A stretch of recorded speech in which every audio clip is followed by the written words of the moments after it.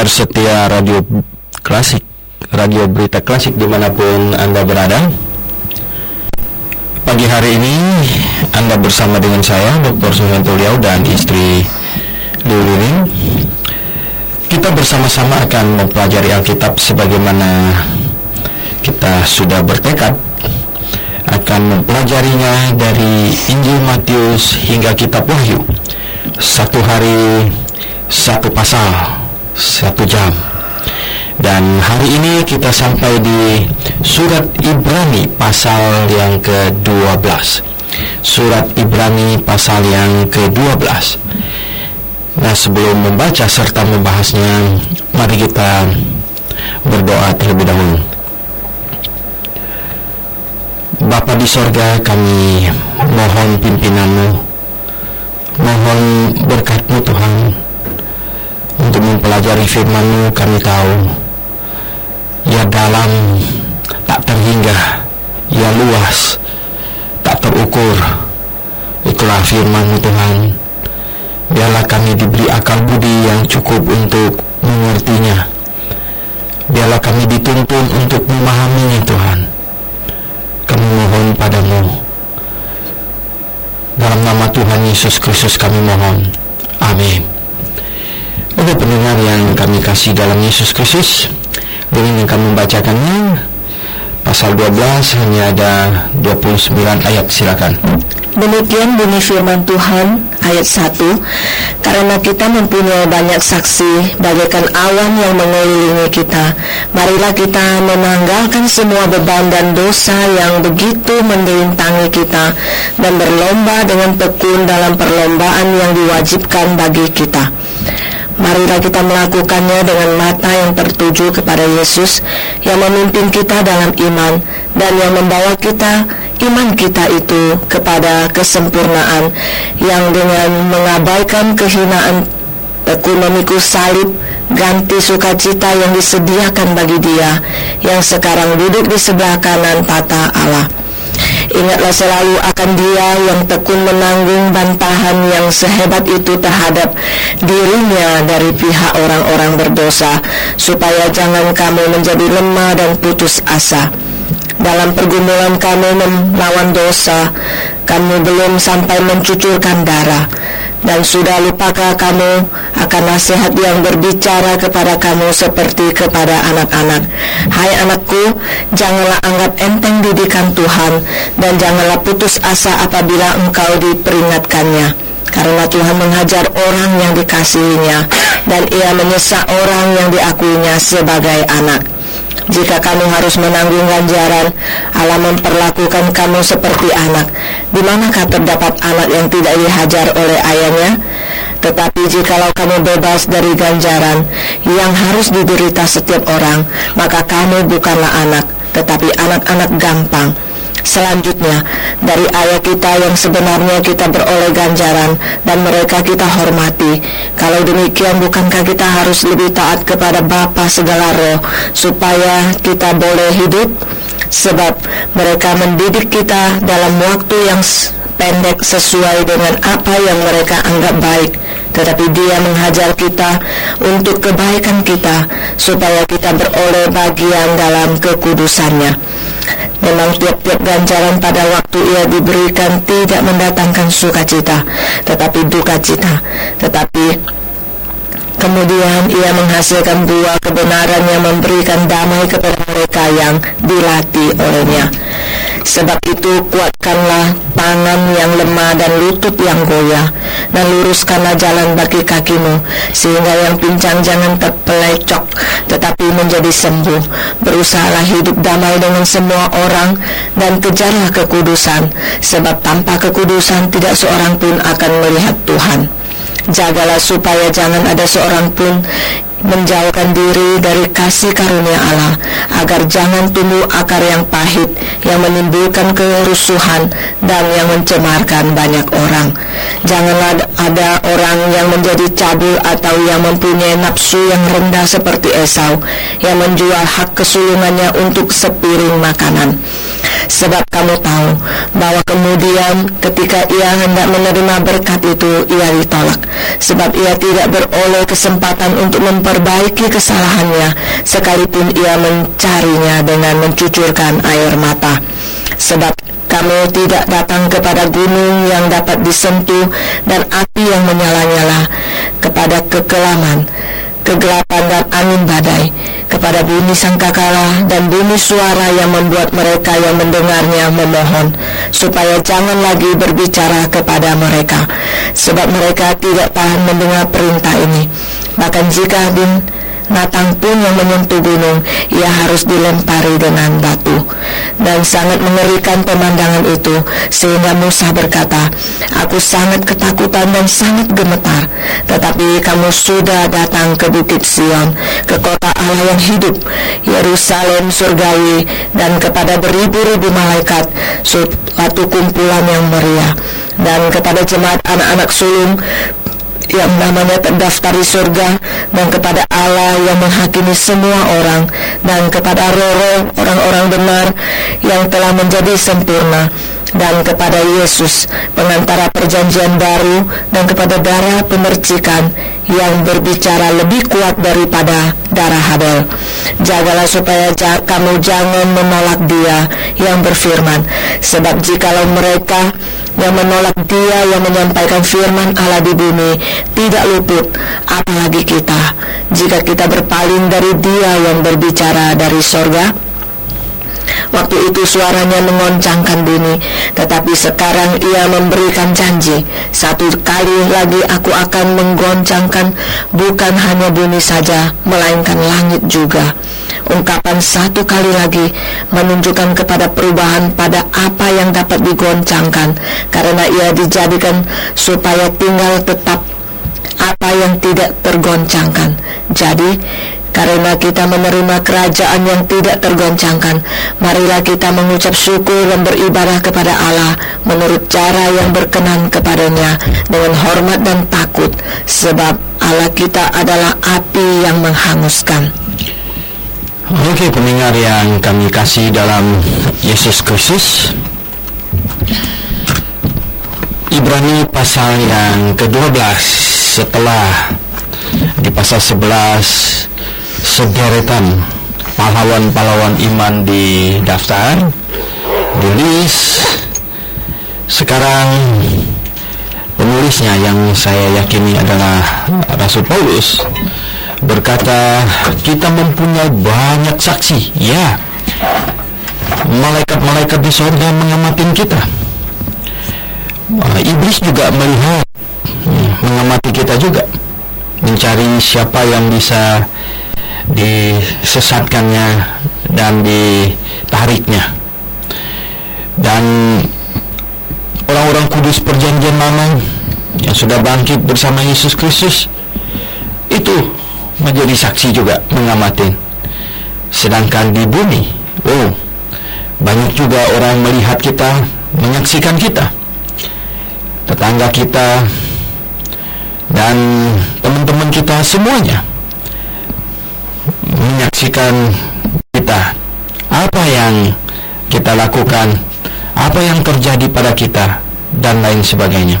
Karena kita mempunyai banyak saksi, bagaikan awan yang mengelilingi kita. Kalau digambarkan di stadion, ya, itu di bangku-bangku di atasnya itu, ya, di tribunnya, penuh, ya, bagaikan awan. Nah, marilah kita menanggalkan semua beban. Ini siap bertanding, ya. Mari kita tanggalkan semua beban, ya. Pakai ini baju yang paling ringan, ya. Pakai celana yang paling ringan, ya. Tentu masih yang sopan, ya. Marilah kita menanggalkan semua beban dan dosa, ya, beban dan dosa. Beban itu dosa dan beban. Dosa kita sudah jelas tahu, ya. Dosa itu apa?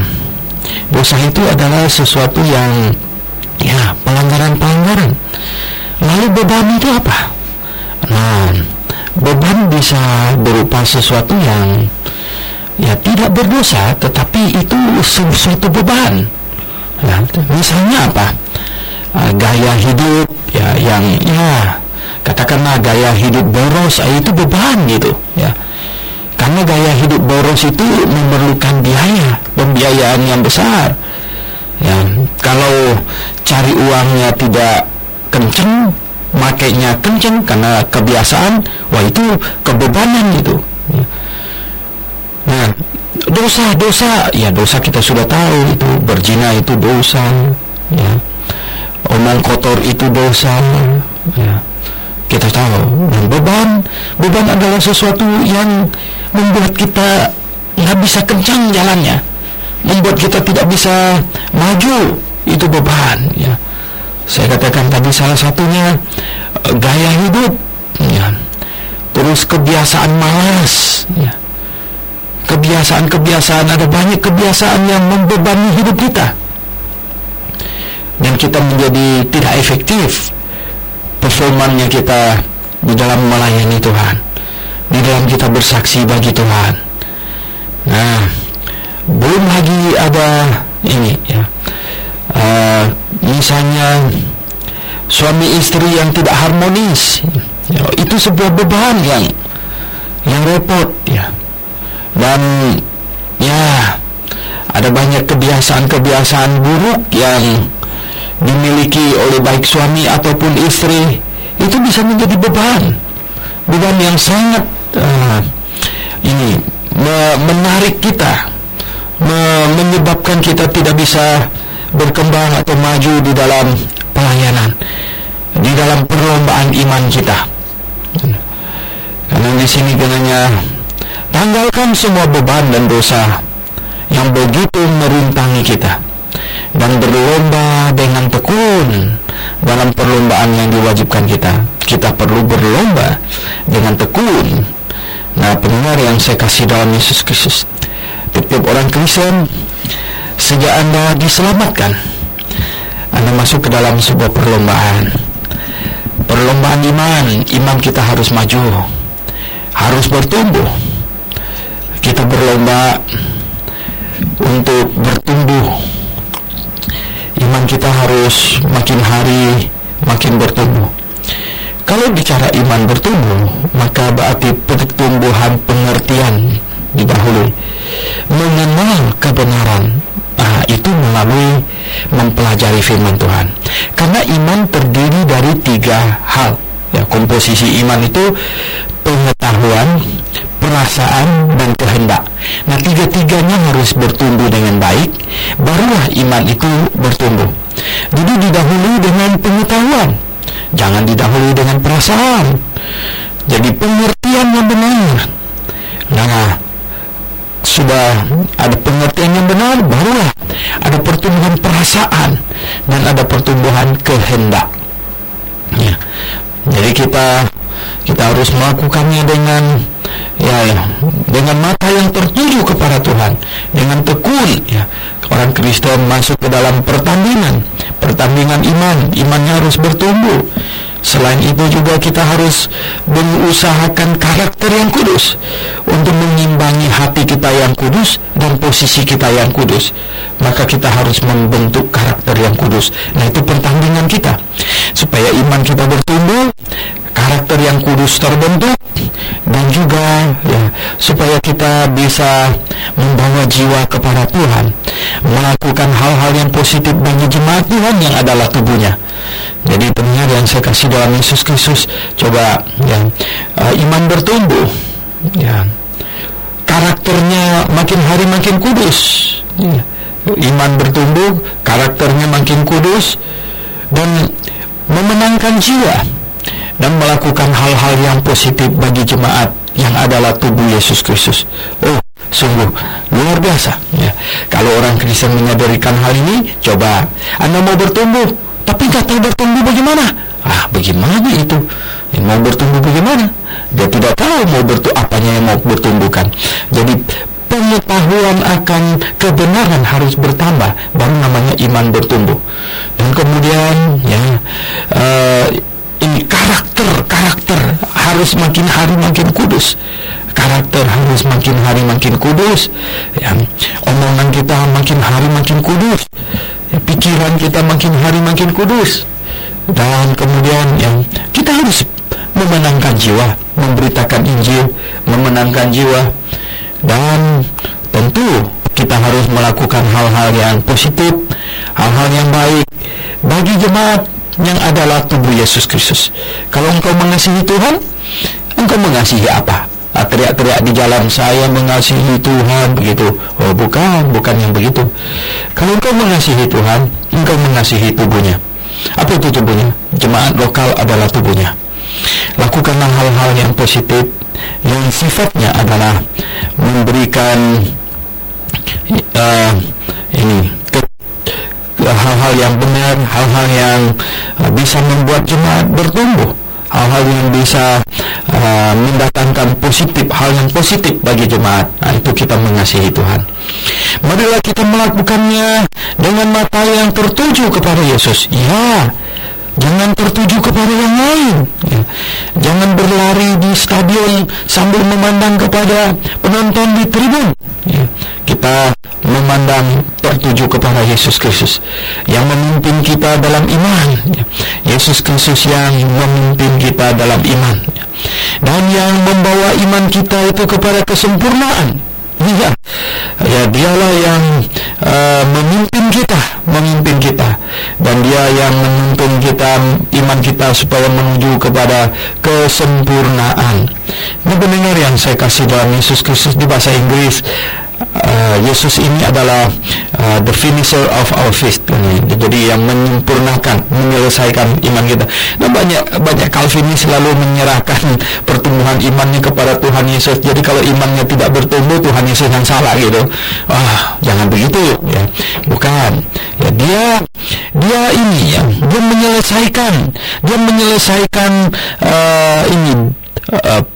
pokok pengharapan iman kita. Dia menyelesaikan. Artinya dia mati di atas kayu salib menanggung dosa kita. Dan itu selesai. Ya, Tuhan Yesus berseru di atas kayu salib. Dia berkata, sudah selesai. Ya. Nah, Calvinis melihat Tuhan Yesus yang bertanggung jawab untuk membuat imannya bertumbuh. Dan kalau dia jatuh ke dalam dosa, Tuhan Yesus yang salah pula gitu. Kenapa? Ya karena begini, dia berkata bahwa Tuhanlah yang memelihara imannya gitu. Nah, dengan kata lain, kalau imannya mundur, ya dia jatuh dalam dosa dan hidup dalam dosa, berarti Tuhan gagal memelihara imannya. Coba Anda bayangkan, ya. Kita bilang tidak benar itu. Nah, pendengar yang saya kasih dalam Yesus Kristus, kitalah yang bertanggung jawab untuk bertumbuh. Kitalah yang ada di dalam pertandingan. Anda yang bertanggung jawab, mesti lari sekencang mungkin dan tanggalkan beban dan dosa dan semuanya itu. Nah, pendengar yang saya kasih dalam Tuhan Yesus, dia yang mengabaikan kehinaan. Tuhan Yesus adalah contoh yang kita harus pandang kepadanya. Dia mengabaikan kehinaan, tekun memikul salib, ganti sukacita yang disediakan bagi dia, yang sekarang duduk di sebelah kanan tahta Allah. Dia rela memikul kayu salib sebagai ganti sukacita yang sebenarnya dia berhak terimanya. Kita pun sebenarnya ada contoh. Ya, demikian. Yesus Kristus adalah contoh. Kita pun harus demikian. Kita harus memandang kepadanya, dan kita pun harus ikut menderita, menggantikan sukacita sampai nanti di sorga kita menerima sukacita yang sempurna. Ingatlah selalu akan Dia yang tekun menanggung bantahan, ya Tuhan Yesus yang tekun menanggung bantahan yang sehebat itu terhadap dirinya dari pihak orang-orang berdosa. Ya. Dalam persidangan di hadapan Pilatus terjadi perbantahan yang sedemikian rupa. Di hadapan Imam Kayafas terjadi perbantahan yang sedemikian rupa. Jadi perbantahan, menanggung perbantahan yang sedemikian berat terhadap dirinya dari pihak orang-orang berdosa, supaya jangan kamu menjadi lemah dan putus asa. Jadi supaya kita dalam perlombaan tetap tekun dan larinya kencang, kita harus memandang kepada Tuhan Yesus, memandang kepadanya. Dia tekun memikul salib, dia tekun menerima kesengsaraan ganti kesenangan, dan dia sedemikian tekunnya menanggung perbantahan yang dilaksanakan oleh orang-orang yang berdosa itu. Dan supaya apa? Kita jangan putus asa. Kalau Anda mulai merasa menderita, susah atau apapun, ingatlah Tuhan Yesus lebih dari itu. Dan katanya ayat 4, dalam pergumulan kamu melawan dosa, kamu belum sampai mencucurkan darah. Nah, inilah yang menyebabkan ditafsirkan bahwa surat ini ditulis sebelum tahun 65 ya, sebelum 63 ya. Jadi karena apa? Karena belum terjadi penganiayaan intensif yang dilaksanakan oleh Nero yang sifatnya mencucurkan darah.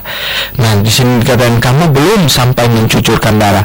Di ayat yang ke-10 sudah dikatakan harta mereka dirampas dan lain sebagainya, tetapi belum sampai mencucurkan darah rupanya.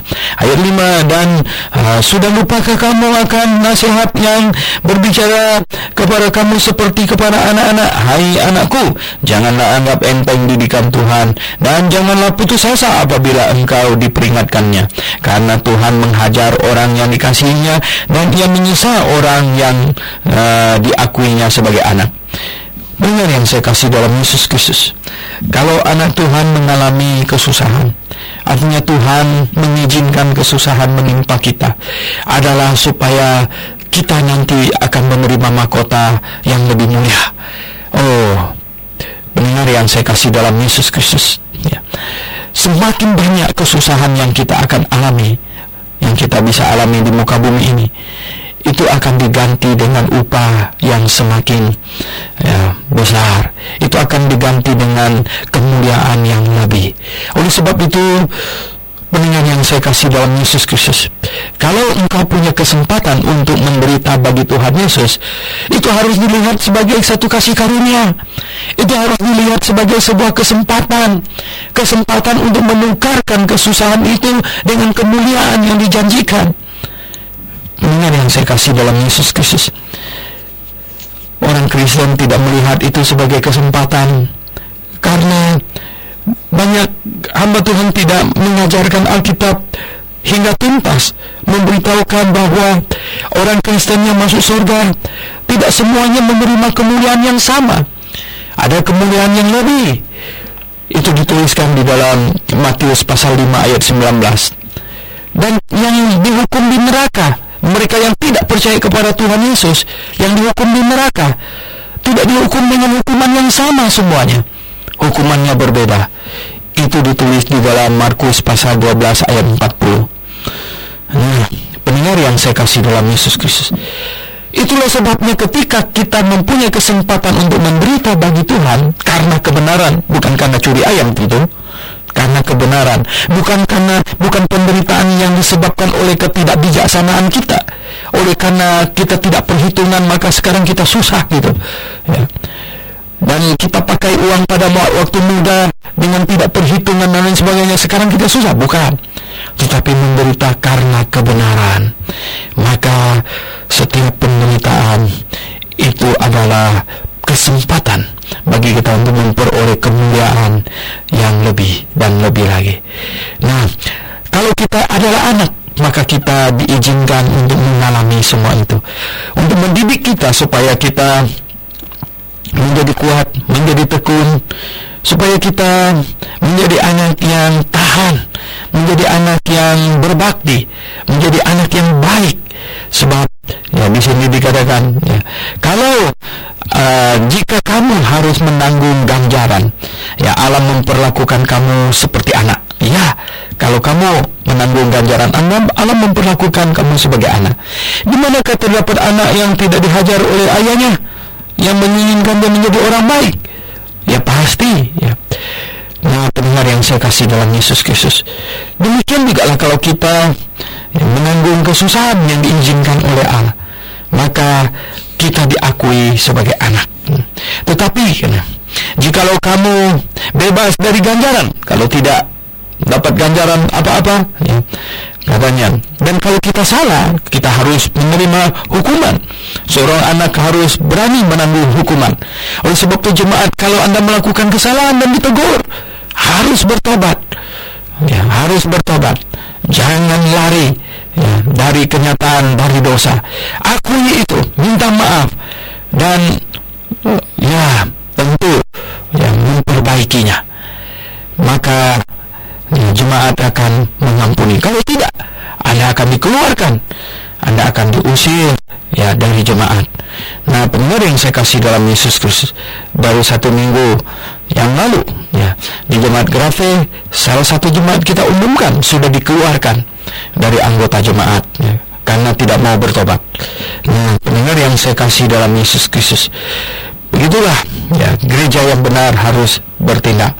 Nah, pendengar yang saya kasih dalam Yesus Kristus, di sini kalau ayah yang baik dan dia ingin anaknya baik, anaknya harus dihajar ya. Selanjutnya dari ayah kita yang sebenarnya, bukan yang sebenarnya, ayah kita yang daging, yang dunia, oleh ganjaran katanya, dan mereka kita hormati, mereka kita hormati. Artinya dari ayah daging kita yang kalau kita salah, dia pukul kita dan kita tetap hormati dia. Kalau demikian, bukankah kita harus lebih taat kepada Bapa segala roh ya, supaya kita beroleh hidup ya. Bukankah kita harus lebih taat lagi kepada Allah pencipta langit dan bumi, ayah segala roh. Nah, di ayat 10 katanya, sebab mereka mendidik kita dalam waktu yang pendek. Ini ayah daging kita, ayah duniawi kita ya, mendidik kita dalam waktu yang pendek ya. Waktu pendek, bahkan sudah besar nggak bisa lagi sesuai dengan apa yang mereka anggap baik ya, yang apa yang mereka anggap baik ya, kita dididik ke arah situ.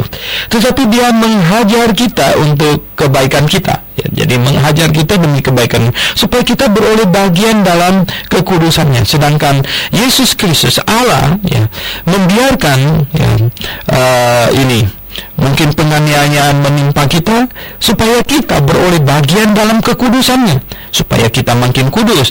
Dan kalau kita ditegur ya, di dalam berjemaat, kalau kita ditegur adalah supaya kita makin kudus, supaya kita menjadi orang Kristen yang memiliki karakter yang kudus, supaya kita makin kudus. Karena ketika kita bertobat percaya kepada Tuhan Yesus, kita sudah dapat kekudusan, yaitu in posisi ya, dalam posisi. Kemudian kita dapatkan kekudusan dalam hati kita. Jadi posisi kita kudus, hati kita kudus, dan kita diperintahkan untuk membangun karakter yang kudus. Oleh sebab itu, melalui pendisiplinan, melalui teguran, semuanya itu diharapkan untuk membentuk karakter kita sehingga karakter kita menjadi makin kudus. Ya. Ayat 11 katanya, memang tiap-tiap ganjaran pada waktu ia diberikan tidak mendatangkan sukacita. Ya, tidak ada anak yang ditegur, yang dipukul, yang bersukacita, tetapi duka cita. Oh, itu biasa.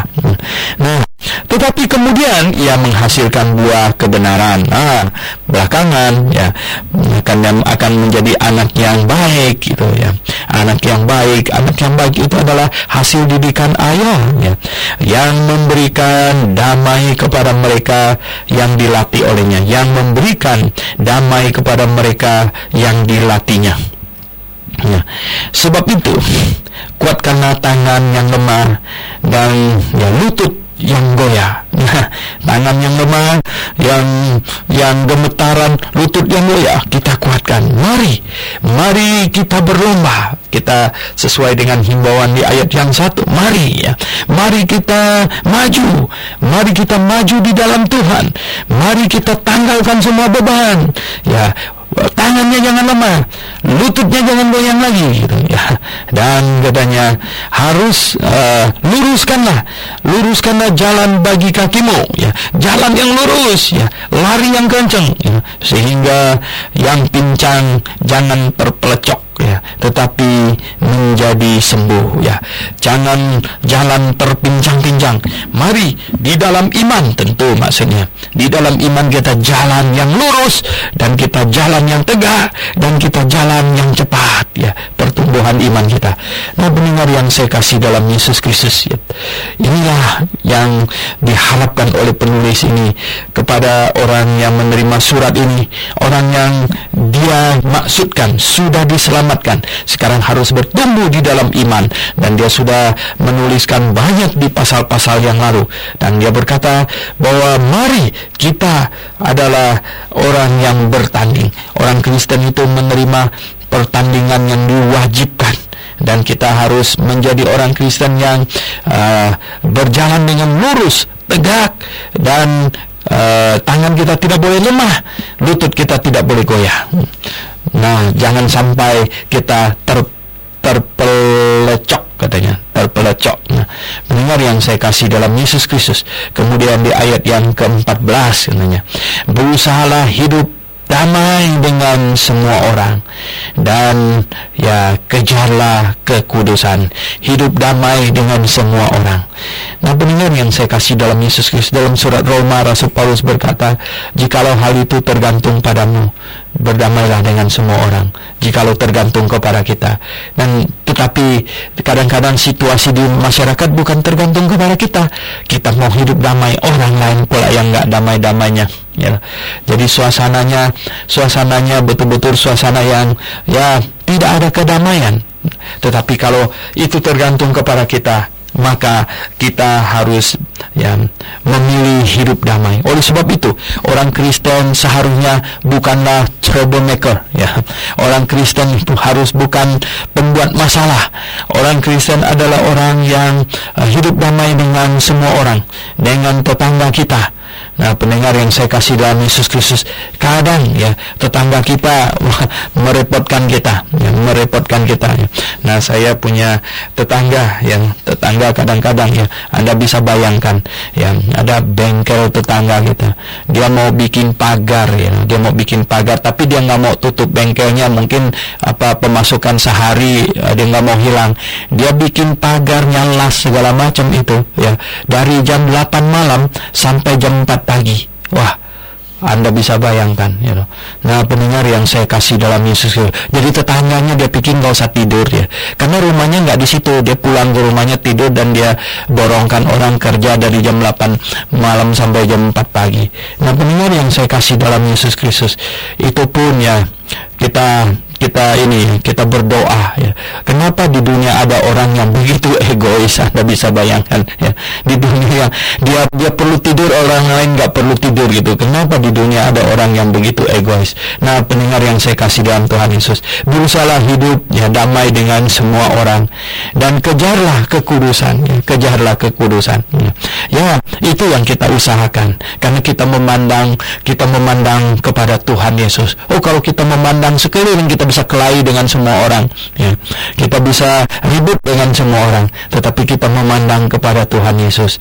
Nah, pendengar yang saya kasih dalam Yesus Kristus, di sini nih, kejarlah kekudusan. Mengapa? Sebab katanya tanpa kekudusan tidak seorang pun akan melihat Tuhan, ya. Tanpa kekudusan tidak seorang pun ya akan melihat Tuhan. Betul, ya. Tanpa kekudusan tidak seorang pun dapat melihat Tuhan, apalagi masuk surga. Nah, oleh sebab itulah pengajaran yang benar, pengajaran firman Tuhan yang benar mengajarkan bahwa mengapa manusia berdosa tidak bisa masuk surga? Karena Allah Maha Kudus, karena surga tempat yang Maha Kudus. Jadi dosa harus diselesaikan. Nah, bagaimanakah cara dosa diselesaikan? Cara dosa diselesaikan ialah dosa harus dijatuhi hukuman. Dosa bukan diselesaikan dengan amal ibadah. Mengapa? Kalau dosa diselesaikan dengan amal ibadah, maka orang kaya akan lebih gampang masuk surga daripada orang miskin. Kalau dosa diselesaikan dengan amal dan ibadah, berarti masuk surga itu adalah sebuah hasil usaha, sebuah kesuksesan dari segala kesuksesan, gitu. No, dosa diselesaikan oleh penghukuman. Nah, itu yang benar. Itulah sebabnya orang berdosa sebenarnya harus dihukum. Dan Yesus Kristus datang dan dia dihukumkan menggantikan kita. Dan barang siapa yang mau dosanya dihitung selesai, dia harus mengaku diri orang berdosa, menyesali dosanya, dan percaya kepada Yesus. Percaya apa? Percaya Yesus sudah menggantikannya dihukum atas semua dosanya. Nah, itulah amin ya. Pendengar sekalian, bagaimana? Anda mengaminkannya dengan segenap hati? Anda sudah diselamatkan? Anda sudah mengaminkan bahwa Yesus Kristus telah menggantikan Anda dihukum di atas kayu salib? Anda mengaminkan bahwa sekarang Anda sedang hidup baginya? Hidup menggantikan Yesus, hidup bagi Yesus. Mari kita hidup bagi Tuhan Yesus.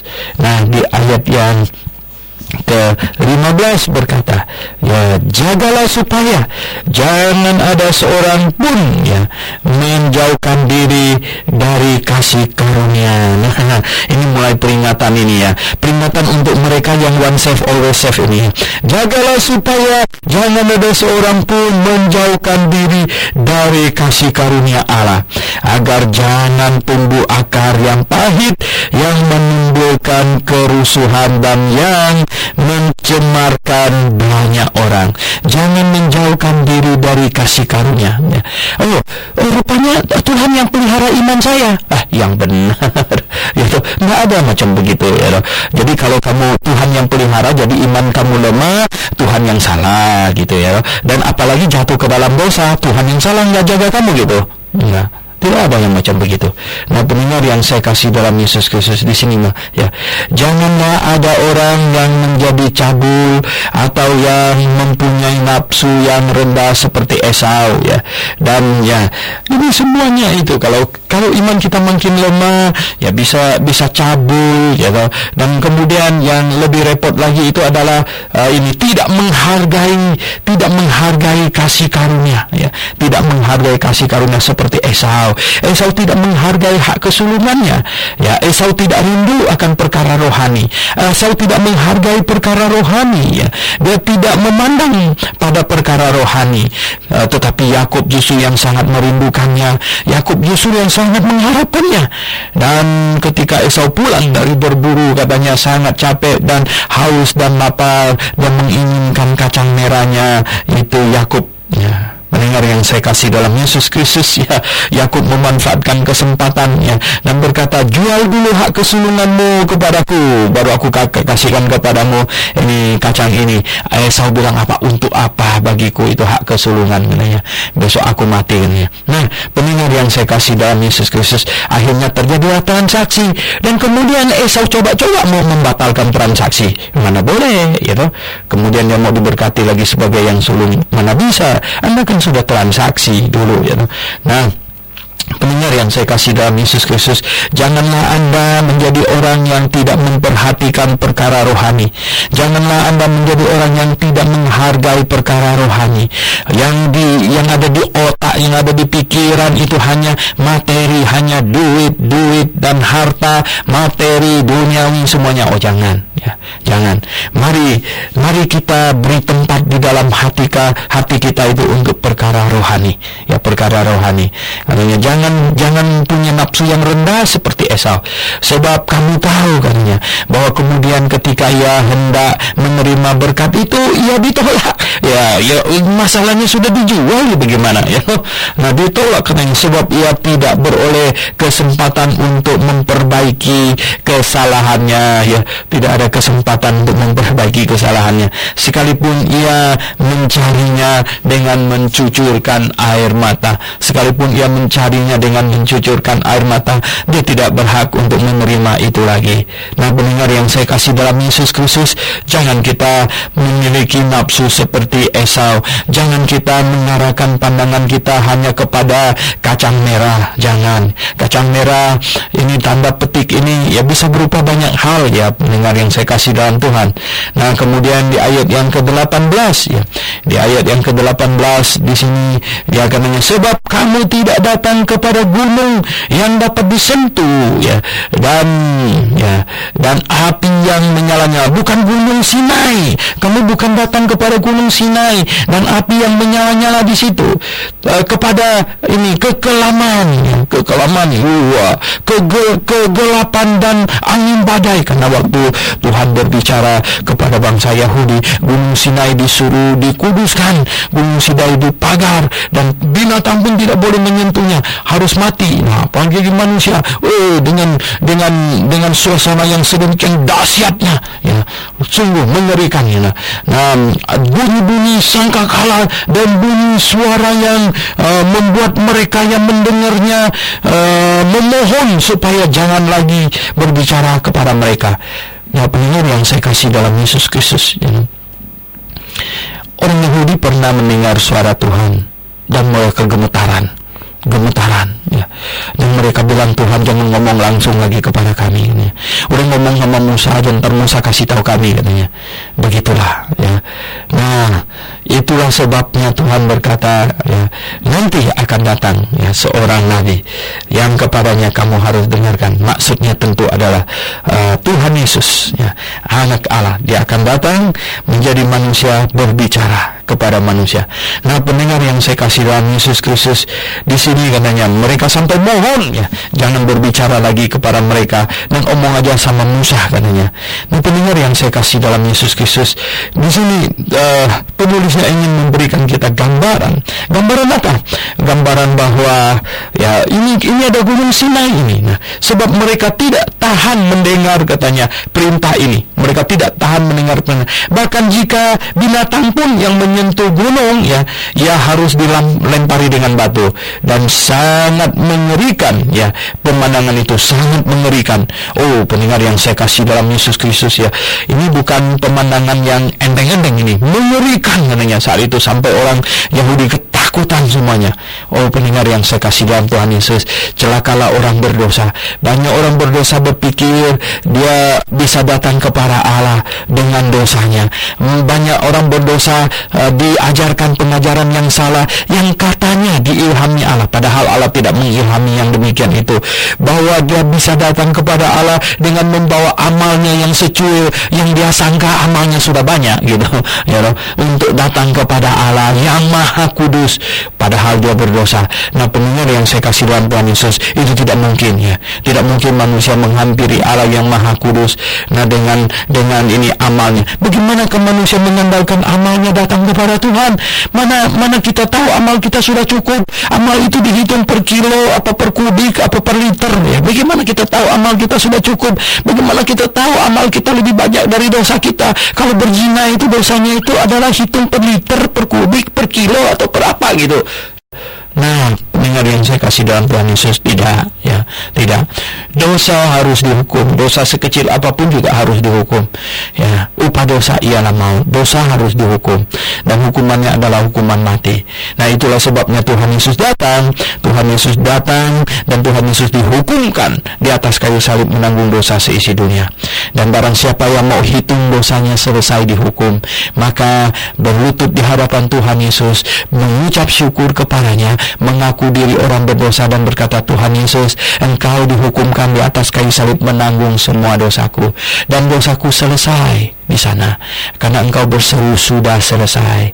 Dan pendengar yang saya kasih dalam Yesus Kristus, itulah sebabnya di sini dikasih tahu, orang yang berdosa datang mau menghadap Allah di gunung Sinai, gemetaran, nggak sanggup, ya, tidak sanggup, katanya, sangat ketakutan, ya, sangat gemetar, katanya. Tetapi kemudian, katanya, tetapi kamu sudah datang ke Bukit Sion. Nah, sekarang kita datang ke Bukit Sion, kepada salib Yesus Kristus. Kita datang kepada salib Yesus Kristus. Kasih Allah dinyatakan di situ. Kita datang kepada Allah yang mengasihi, yang menjadi manusia. Kita datang kepadanya, ke Bukit Sion, ke kota Allah yang hidup, katanya, Yerusalem surgawi, dan kepada beribu-ribu malaikat, suatu kumpulan yang meriah, kumpulan malaikat yang meriah. Oh, pendengar yang saya kasih dalam Yesus Kristus, mereka menyambut kita, dan ya kepada jemaat anak sulung, ya. Nah, pendengar yang saya kasih dalam Yesus Kristus, ya, oleh karena darah Yesus Kristus, oleh karena kematian Yesus Kristus, oleh karena apa yang dikerjakan oleh Yesus Kristus, yaitu menanggung semua dosa kita, maka kita sekarang datang kepada Gunung Sion, katanya, datang ke situ ya. Dan sekarang kita datang bukan mengandalkan kesucian kita, datang bukan mengandalkan amal kita datang mengandalkan Yesus Kristus. Dialah yang kudus, dialah yang dihukumkan telah menggantikan aku. Nah, pendengar yang saya kasih dalam Yesus, kita datang kepada Allah dengan itu, dan kita datang, kita ini menghampiri ya perkumpulan malaikat-malaikat yang beribu-ribu ya. Dan sekarang apalagi kita bukan hanya datang kepada malaikat yang beribu-ribu, kumpulan malaikat ya nanti. Nah, sekarang katanya kita kepada ini jemaat anak sulung ya. Jemaat siapa anak sulung? Tuhan Yesus. Jemaatnya Tuhan Yesus yang namanya terdaftar di sorga. Oh, pendengar yang saya kasih dalam Yesus Kristus, namanya terdaftar di sorga. Apakah nama Anda terdaftar di sorga? Ya, nama saya terdaftar di sorga. Mengapa bisa terdaftar di surga? Karena saya sudah bertobat dan percaya kepada Tuhan Yesus dengan segenap hati. Percaya apa? Percaya Yesus Kristus sudah menanggung semua dosa saya. Dia dihukumkan di atas kayu salib, menanggung semua dosa saya. Nah, nama saya terdaftar karena saya ada di dalam Yesus Kristus. Mengapa? Bagaimana saya bisa ada di dalam Yesus Kristus? Karena saya bertobat dan percaya kepadanya. Dan saya tetap percaya kepadanya sampai sekarang, dan saya akan percaya kepadanya terus ya sampai akhir hidup saya. Saya akan memegang teguh Injil yang telah menyelamatkan saya. Nah, pendengar yang saya kasih dalam Yesus Kristus, di sini dikatakan ya terdaftar diserahkan kepada Allah yang menghakimi semua orang ya. Kita datang kepada Allah yang menghakimi semua orang, dan kepada roh-roh ya orang-orang benar yang telah menjadi sempurna. Oh, kita datang kepada kumpulan itu katanya, dan kepada Yesus ya. Yesus ya pengantara perjanjian baru. Nah, lihat Yesus pengantara perjanjian baru. Jadi Yesus ini adalah di tengah-tengah zaman perjanjian lama dan perjanjian baru ya. Nah, orang-orang perjanjian lama masuk surga diselamatkan melalui percaya kepada juru selamat yang akan datang menanggung semua dosa mereka. Dan kita hari ini yang hidup sesudah penyaliban Yesus Kristus, kita diselamatkan melalui percaya kepada juru selamat yang sudah menanggung semua dosa kita. Jadi beda kita dengan orang perjanjian lama adalah bahwa mereka yang perjanjian lama percaya kepada juru selamat yang akan datang. Kita percaya kepada juru selamat yang sudah datang. Nah, Yesus Kristus ya, kepada Yesus pengantara perjanjian baru katanya, dan kepada darah pemercikan. Nah, mengapa darah pemercikan? Maksudnya itu ketika mezbah disucikan itu dipercikan darah. Artinya darah yang dipercikan ini adalah menunjukkan bahwa penghukuman sudah dijatuhkan. Jadi kalau saya sudah diperciki oleh darah Tuhan Yesus, maka berarti saya sudah menerimanya dan saya sudah dikuduskan. Nah, pendengar yang saya kasih dalam Yesus Kristus, kita menerima percikan darahnya secara simbolik tentu ya, secara simbolik. Artinya saya sudah menerima Yesus Kristus, menerima kematiannya, kematian penghukuman Tuhan Yesus sudah diaplikasikan kepada saya ya, sudah diaplikasikan, sudah dikenakan pada saya. Saya sudah dipercikan dengan darahnya yang berbicara lebih kuat daripada darah Habel, yang berbicara lebih kuat dari darah Habel. Nah, pendengar yang saya kasih dalam Yesus Kristus, oh, darah Kristus, darah yang kudus ya, orang yang kudus dihukumkan menggantikan kita orang yang berdosa. Nah, itulah darah Yesus Kristus. Nah, pendengar yang saya kasih dalam Yesus Kristus, kemudian di ayat 25 katanya, jagalah supaya kamu jangan menolak dia. Berarti bisa menolak dia kan? Nah, pendengar yang saya kasih dalam Yesus Kristus, hai mereka yang percaya, one save always save, dengar baik-baik.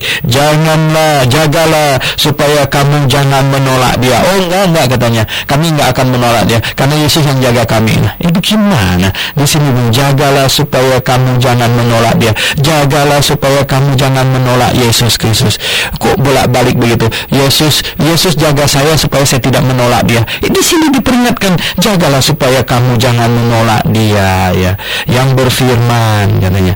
Nah, sebab jikalau mereka yang menolak dia yang menyampaikan firman Allah di bumi tidak luput ya, artinya kalau mendengar mereka yang mendengarkan, yang menyampaikan firman itu manusia kayak Musa dan ya semuanya itu yang menyampaikan firman Tuhan tidak luput, kata, apalagi kita jika kita berpaling dari Dia yang berbicara dari sorga. Ya, apalagi kita, katanya, jika kita berpaling dari Dia. Bisa berpaling dari Dia?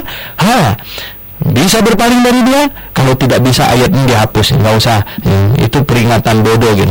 Nah, pendengar yang saya kasih dalam Yesus Kristus, ini penulis Ibrani sebenarnya sangat concern mereka yang tadinya agama Yahudi, kemudian sudah bertobat percaya kepada Tuhan Yesus, kemudian datang lagi pengajar Yahudi yang lebih pintar bicara gitu, yang bisa menggoda mereka, takut mereka lalu berbalik. Nah, pendengar yang saya kasih dalam Yesus Kristus, ya selagi kita tinggal di dunia ini dengan akal sehat, kehendak bebas, karena sejak kita percaya kepada Tuhan Yesus, kehendak bebas kita itu tidak dihapus gitu, ya. Kita tidak diperkosa oleh Tuhan Yesus. Kita bukan dipaksa untuk masuk surga. Kita bukan dipaksa untuk percaya kepada Tuhan Yesus. Setelah kita percaya Tuhan Yesus, kita masih tetap bebas, ya. Tetapi ya, siapakah yang bodoh itu yang mau menolak Dia? Saya tidak mau, ya.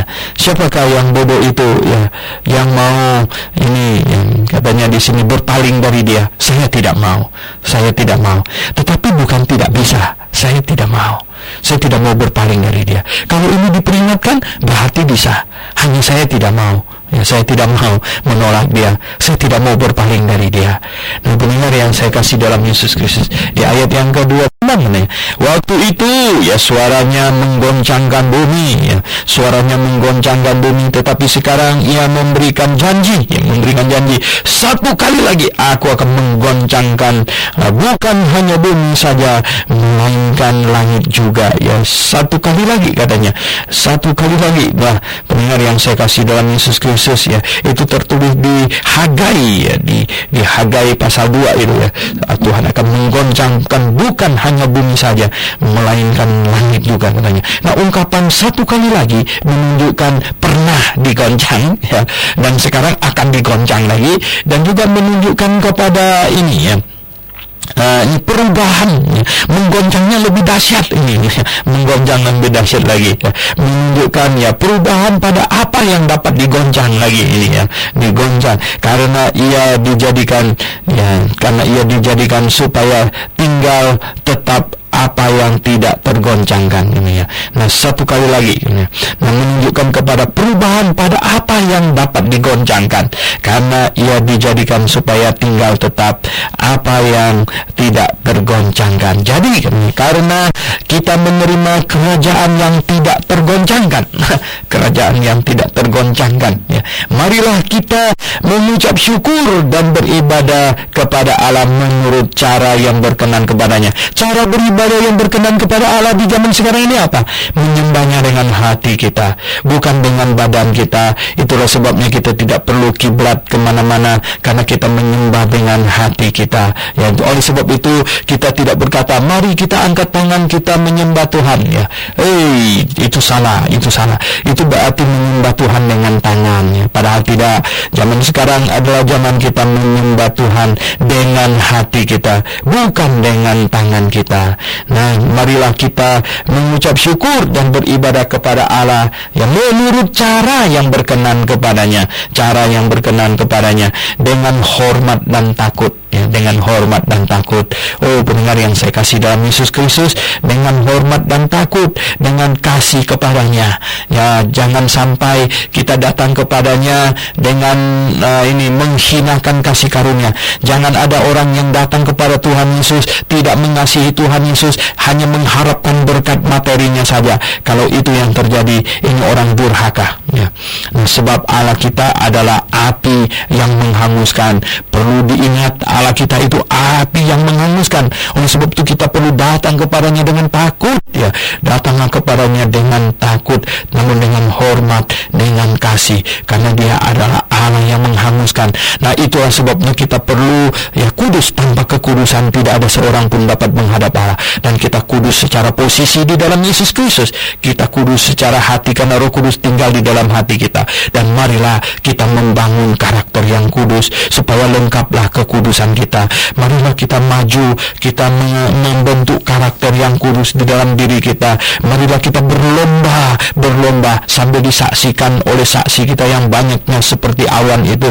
Marilah, ya, jangan sampai kita berpaling dari Dia, jangan sampai kita menolak Dia, ya, jangan sampai kita ini menghinakan, meninggalkan kasih karunia-Nya, gitu, ya. Jadi pendengar yang saya kasih dalam Tuhan Yesus, itulah yang indah di dalam Tuhan. Oke, hari ini kita selesaikan Ibrani pasal 12 dan besok adalah pasal terakhir dari Ibrani. Mari kita berdoa. Bapa di surga, puji hormat kami naikkan padamu. Terima kasih untuk berkat-Mu dan kasih karunia-Mu yang Kau limpahkan bagi kami. Tuhan, kami mempelajari firman-Mu, hati kami bersuka cita. Engkau mengoreksi kami, Engkau memimpin kami, Tuhan. Tuhan, tolonglah, biarlah kami makin hari makin mengenal kebenaran-Mu, dan kami sungguh berlomba dengan baik, dan kami makin teguh, Tuhan, makin teguh memegang firman-Mu, Injil-Mu, Tuhan, yang menyelamatkan kami. Terima kasih. Kami berdoa dalam nama Tuhan Yesus Kristus. Amin.